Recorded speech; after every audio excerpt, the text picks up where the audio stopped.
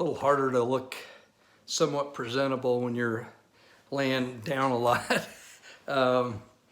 Hey, what a day. Not what I was hoping for, but it is what it is. And now we, seriously, Lady Gaga sings the national anthem. That's where this country is going to. Oh my. I didn't actually watch it. I just heard. Didn't really want to watch it. I'll tell you, follow the money, follow the money, follow the money. When a politician ends up with a lot less after he has served, money-wise, then you know he did a good job or she did a good job. When they become so wealthy for public service, you know that there is nothing but corruption. Donald Trump went away with a lot less money than what he started with. And he's a good man. And I, for one, am very grateful for what he accomplished and what he did. I felt like there was finally someone there who maybe talked like me, act like me a little bit, had a great heart, and put country first. And he will be blessed, in my opinion, for eternity for what he accomplished. Now, I wanted to believe a lot of things, and I know many of you wanted to believe a lot of things, and some things are still out there. But here's what I'm going to do. You guys do, most of you are way smarter than me. Some of you are about equal. But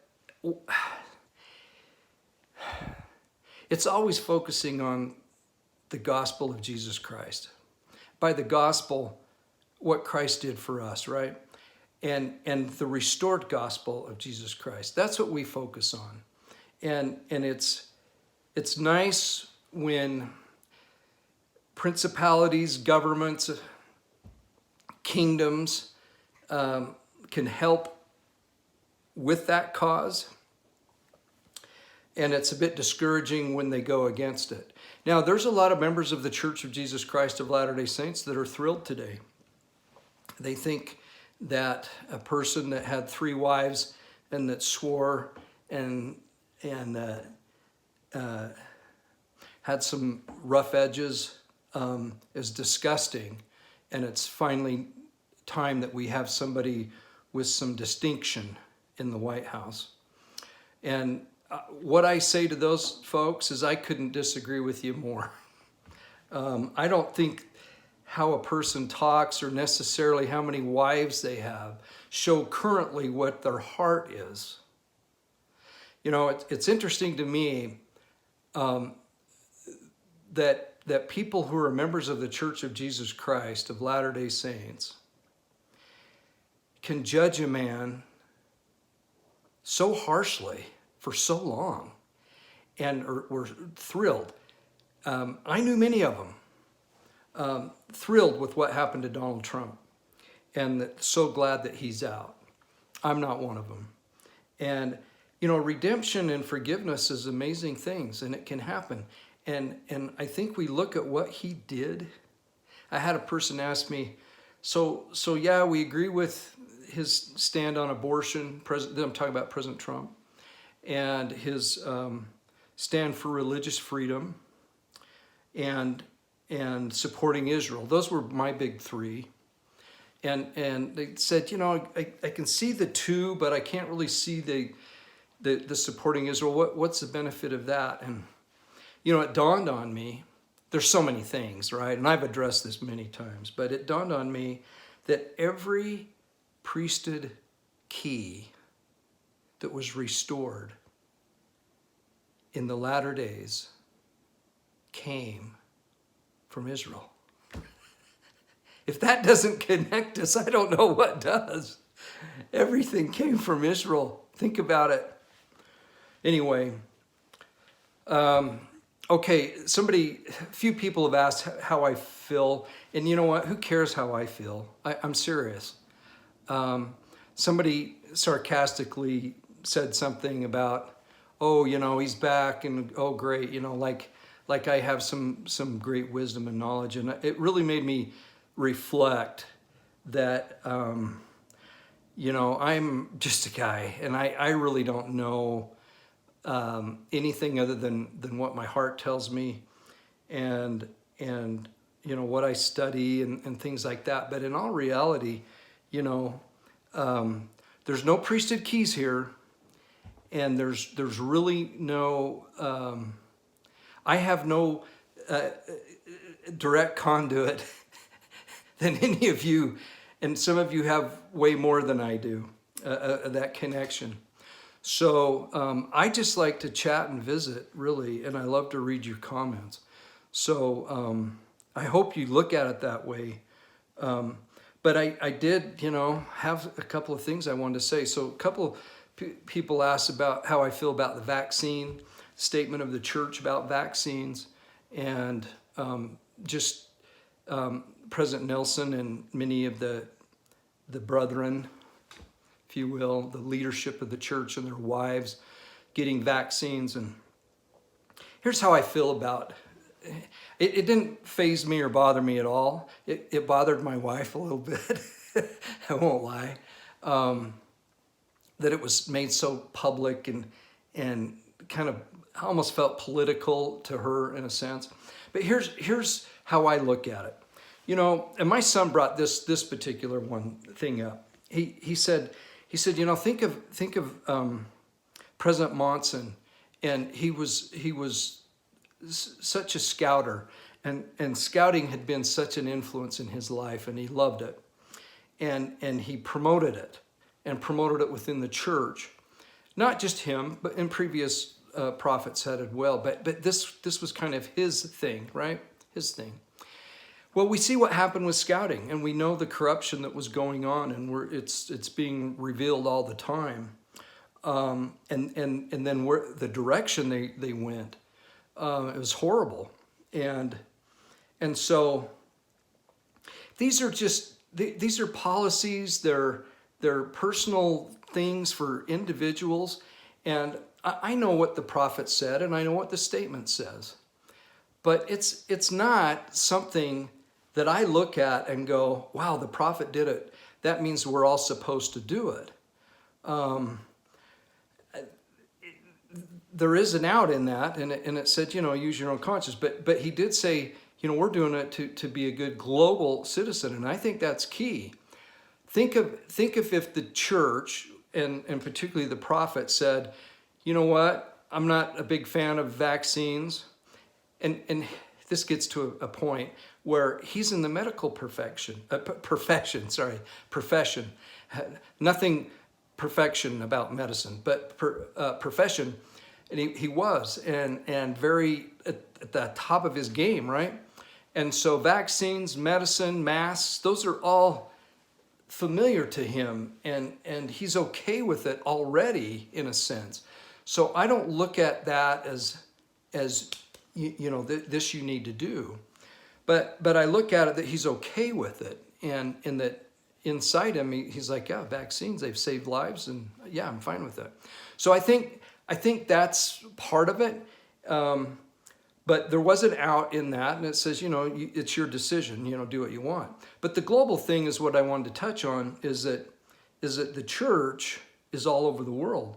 If our missionaries, we're still in the gathering stages. And I think as long as we have President Nelson, we're going to be in that gathering Israel. And so he has to do whatever it takes. Think about it. The restrictions and all the things. And if he came out against vaccines or not even pro-vaccine, the powers that be would have things shut down so fast, in my opinion. So he's looking out for the world in this deal. not just our own dislikes and dislikes. Personally, if I had to take a vaccine to get to Israel, I would do it. Other than that, I'm not a big fan of them. I've had probably, I don't know, in my lifetime, I've probably had a half a dozen, maybe a little less flu shots. And I got sick almost every time. And I remember when we first started serving our mission, our 3-year mission, and there was a big push, make sure all the missionaries are vaccinated, you guys get vaccinated and stuff. And, I wanted to be a good soldier. I got vaccinated, and I was so sick. It was really the only time on my mission that I was really sick. So the rest of the time, I never got one. I never got a vaccine. But I get it. I see why. And the global, being a good global citizen, I think that's what he said, or something like that, it's understandable in order to spread the gospel, especially dealing with the powers that they have to deal with. Render unto Caesar what is Caesar's, and that's what we're having to do right now. So I don't, I know there's studies, and there seems very compelling evidence. There's some really nasty things about the vaccine. Isn't it interesting how they criticized Donald Trump, and they're still doing it by media, most Republicans and all Democrats, criticizing him for how he handled, the vaccine, getting it out in record time. Nobody even gives him the credit for opening up avenues to do that. This is going along the lines of how I envisioned the millennial reign is going to be, where things are, we get them right now, because there's no evil designs of men. It's Christ saying, hey, we got a cure for that. We got a remedy for that. And that's why things are going to be so good. And they could have been. But men are evil. So I'm not too stressed about the whole vaccine thing. And we have married kids. We have a dozen grandkids. And it's not my business what my kids and their children do.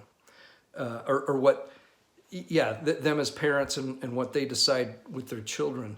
If I'm asked, I'll give my opinion.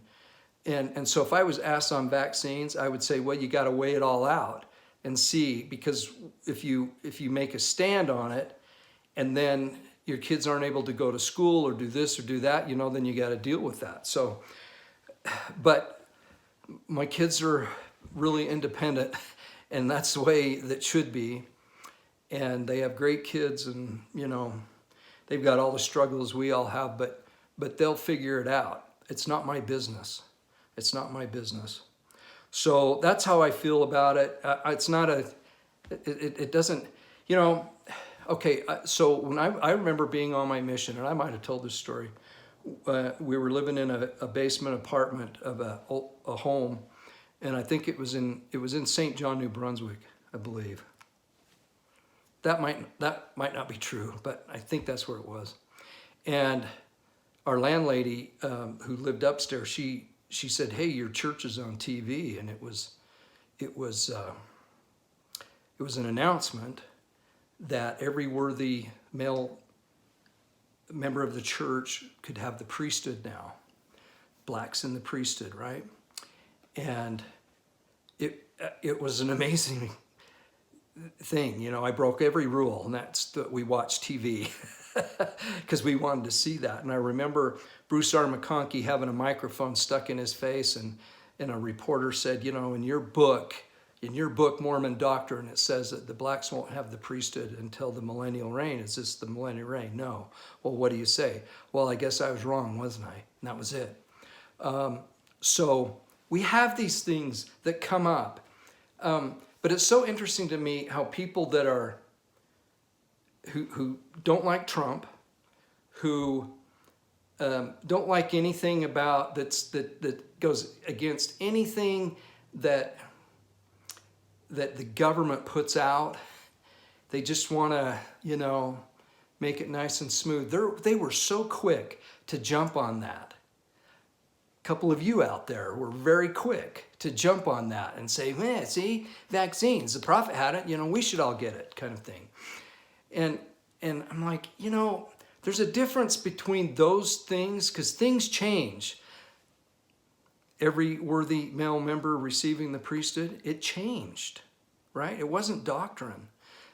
Scouting, I remember as a stake president having a group, there were 3 guys and they were all in their uniforms, and we'd been a pretty new stake presidency, been in a few months, and they wanted to meet with us. They were scouting executive or district something. I could never keep track of all the titles in scouting, but they were adults, right, in their uniforms, and they came and sat in our offices in the stake center, and they did a lot of this. Scouting is the activity arm of the church, and it is not an option. And I remember, I guess I just had it in my blood, and I just said, wait a minute. Everything in the Church of Jesus Christ of Latter-day Saints is an option. That's the basis of its whole existence, including scouting. So don't come in here and tell me that it's not an option. We understand it's the activity arm of the Aaronic priesthood. We understand. We're on board, but don't go rah in my face. Being a good scout doesn't guarantee you a place in the celestial kingdom. I remember, and they just kind of, went back like this. So anyway, boy, I'm getting off on some weird things. Okay, so there was the vaccine. I probably won't get it myself unless, like I say,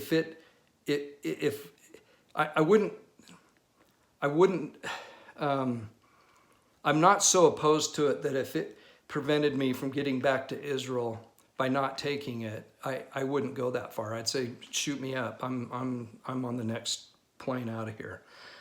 So that's where I'm at. But I don't really like having these weird substances injected into my body. Okay. All right. So a couple of insights. We're going to go to one of our favorite sections in the Doctrine and Covenants concerning the second coming, and which now I think is even closer than what it was before. Yeah, things are going to get very interesting in my opinion. 75 million people didn't vote for our current president. That's huge. And the media, treats us like we are the villains for voting for him, and that we're actually insurrectionists and white supremacists. And, we've been painted with a very, very broad evil brush that is unfounded. And that's not going to bring the country together by any stretch. But I'm more concerned about the policies, the immediate policy changes, and the big three. The big three for me, for Trump, they're in so much jeopardy. Israel, abortion. Look at the Democratic platform and look at their thing on abortion, and then look at what Joe Biden has said about abortion. I'm not even going to bring it up. It's disgusting. And religious freedom. Bye-bye. Anyway, section 45, verse 38. And so it shall be in that day when they shall see all these things, then shall they know that the hour is nigh. I love that nigh. Even though it can be explained away that, it's not the second coming, it's just, that God's close to us. No, it's nigh. But then listen to this. And it came to pass that he that feareth me shall be looking forth for the great day of the Lord to come. And fear is respect. There's a footnote there, but I can't. Or I think it refers to it as reverence. I don't have my glasses, and I wouldn't be able to read it anyway. Anyway, so feareth is a positive thing, right? And it shall come to pass that he, I'm in verse 39 now of section 45, he that feareth me shall be looking for the great day of the Lord to come, even for the signs of the coming of the Son of Man. So not only looking forward to the second coming, but the signs that lead to that, right? And then I just caught this yesterday. And they shall see signs. By they, the people that are looking, not everybody, only those that are looking, they shall see signs and wonders, for they shall be shown forth in the heavens above and in the earth beneath. And they shall behold blood and fire and vapors of smoke. We'll be able to detect what that means and what that is by looking for those signs. It's not going to be for everybody.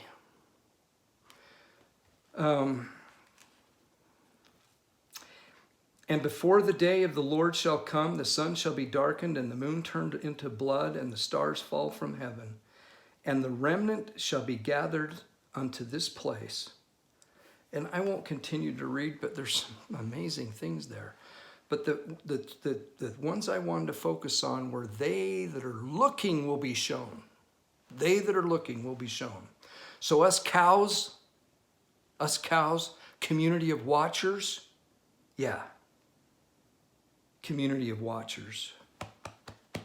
That's what we are. And we're going to be watching for those things, and they'll be shown to us. And I think that's why there's so many cool ideas about, like blood moons. We never used to think about that. We would think, oh, maybe it's pollution. The moon will turn to blood, which it could be. But I'm just saying, now those that are looking are opening our eyes to other things where these could be fulfilled, right? Okay. Temple dedications.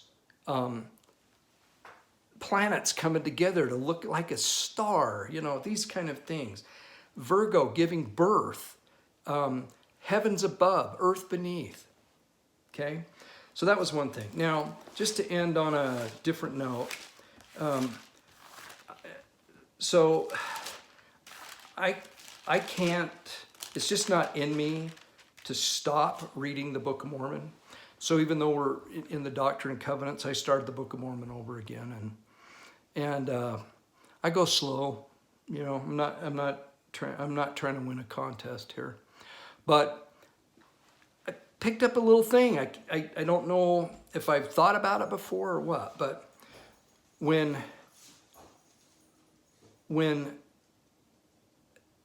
Nephi, Laman, and Lemuel, Sam, when they're told to go back and get the brass plates from Laban, of course, we all know the story. They go. Laban kicks them out. I think, was it Laman that drew the short straw? Then they go, Nephi has the idea of, let's take all of Dad's money, his gold and silver and precious things, and exchange it. So that Laban doesn't think we're a thief. And the thought occurred to me, that was supposed to happen that way because that wealth was their umbilical cord to Jerusalem that needed to be snipped. It was their money. It was their money. It was their wealth. They were only a few days from Jerusalem, right? And as long as they had that money there, they still had a contact. They still had one foot in Babylon, even though it was Jerusalem. And so when that wealth left, now we can leave. Now we can go. Yeah, they got the plates, cut Laban's head off, got the sword. But if they still had that money there, I can guarantee you they'd be going back again for another reason. Of course, they had to get women. Got to have women. It's just the way it is. So getting rid of the wealth, Now, I'm not saying we should all get rid of our wealth, okay? I'm not saying that, so I don't know anything, right? But I am saying our attachment to that could be precluding us from way more wonderful things. And if we're doing things that aren't right in the eyes of God to maintain that wealth, that's a no-brainer, right? That's no bueno. But even if it just keeps us distracted for long periods of time, it's not good, in my opinion. I love you all. Thank you. Thank you, thank you, thank you. It's been good visiting with you. I hope that's been not a waste of your time. Love you all. Bye.